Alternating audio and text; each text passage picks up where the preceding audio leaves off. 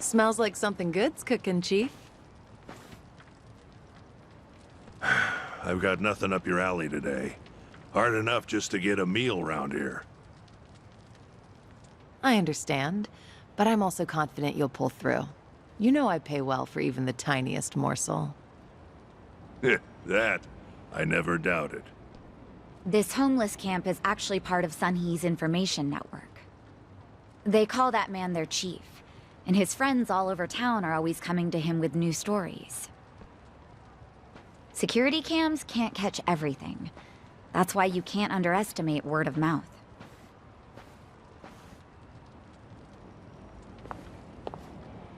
Sorry for keeping you. We owe the Chief a lot, so I just wanted to check in on him. No worries. Come on, let's go, Kiryu-san. Hey, hold on there, Psycho. Hmm? Is something the matter, Chief? The man's called Suzuki-san, no? You ought to be more careful. Right, of course. It's tiring, leading a life without being seen. This place is full of folks walking that same path.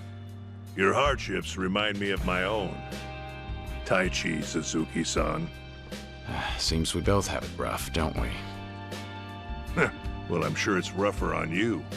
I hear you were once quite infamous. Unlike myself, nobody ever cared whether I lived or died. I'm sure that's not true. Believe me, it is. And if you need convincing, I've got plenty of past left untold.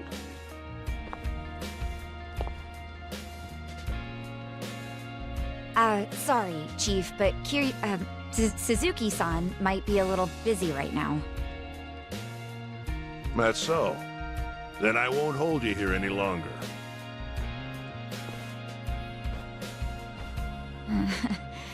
Maybe I shouldn't have done that.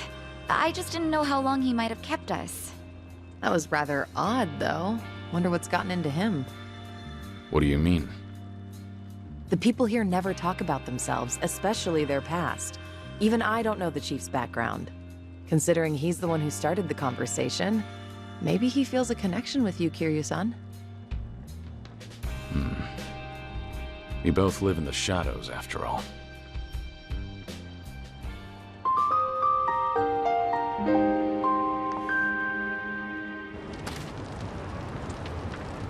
Okay.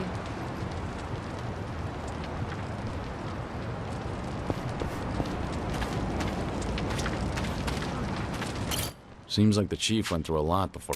One of the men in the photo must have been... I wonder, should I ask him about it? Chief, about that photo you showed us. Who was that person with you? Oh, him. That was my old boss. We used to work at the local factory. Must have been about 10, 20 years ago. Might as well be ancient history now. Back when the sun shined a little brighter for you, you mean? Something like that. We've been trudging along a dark and thorny path, you and I. If only we had done a single thing different. Maybe we'd be walking with our heads held a little higher. Yet, here we are now, somehow in each other's company. An odd, once-in-a-lifetime encounter.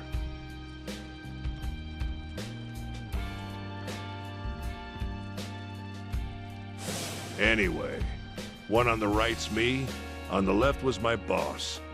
We called him Captain down at the factory.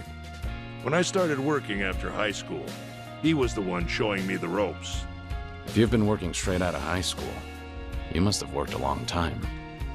I may not look the part now, but I was once a master mechanic. Couldn't be beat.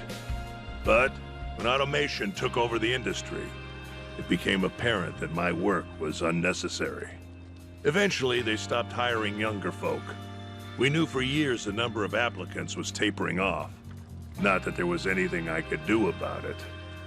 The skills I spent a lifetime honing could be executed a dozen times faster by robots. Naturally, the company moved forward with plans to restructure, And Cap himself had the honor of giving me the boot. That must have been hard. For you and the captain. Cap, well, he and I were like family.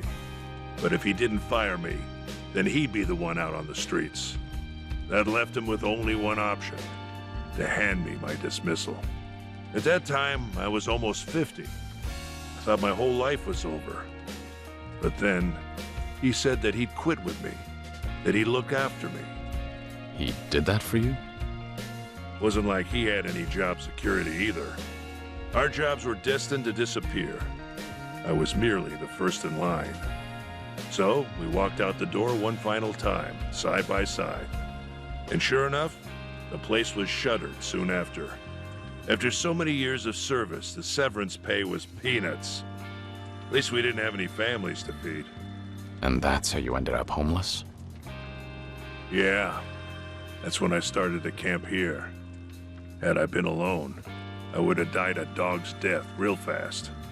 Cap was a lot smarter than me. The man took to his new lifestyle quickly. Occasionally, there'd be folks harassing us, but he'd take the lead and fight back. Everyone around him started to trust him, and eventually, he inherited the title of chief. So you can only become chief through succession?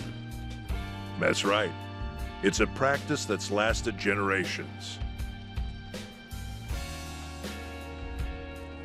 There have even been times when folks from the underground would make us do them favors in exchange for protection. And Cap, stout-hearted man that he was, didn't flinch. As chief, he'd do anything to protect us. He continued to shoulder the burden all by himself, till his body gave out. He didn't bother seeing a doctor, but I bet he knew he had late-stage cancer. Since you're the chief now, that means he... I called out for him one morning about 7, 8 years ago, but he was dead in his tent. I think it was the most peaceful I've ever seen him, and maybe it was. Because he could finally set aside the heavy burden that had been weighing him down. Me.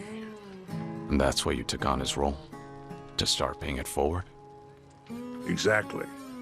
The entire time he was with me, I never took responsibility for anything. And now, at my ripe old age, I finally get a taste of the constant pressure he was under. Chief. Nobody's filled me in on why you were forced into hiding, going as far as erasing your name. But I've heard you're not taking care of your illness, even though you're still giving Kasuga aid. A lot like what Cap did with me. Something like that, yeah. If you find that living is no longer worthwhile, the final call is yours. There's no law saying you gotta see a doctor if you're sick. However, if by any chance you change your mind, you can always come back here. You're welcome to stay at the camp for as long as I'm chief. I never got the chance to repay Cap's kindness, but I figure helping people like you is a step in the right direction.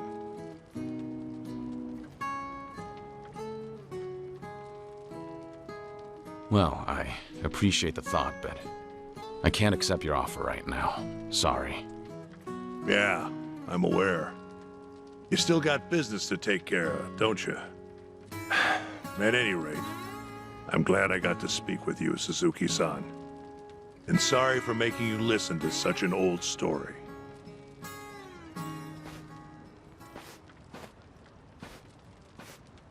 No need to apologize. I learned a lot from your story. Thanks for sharing, Chief.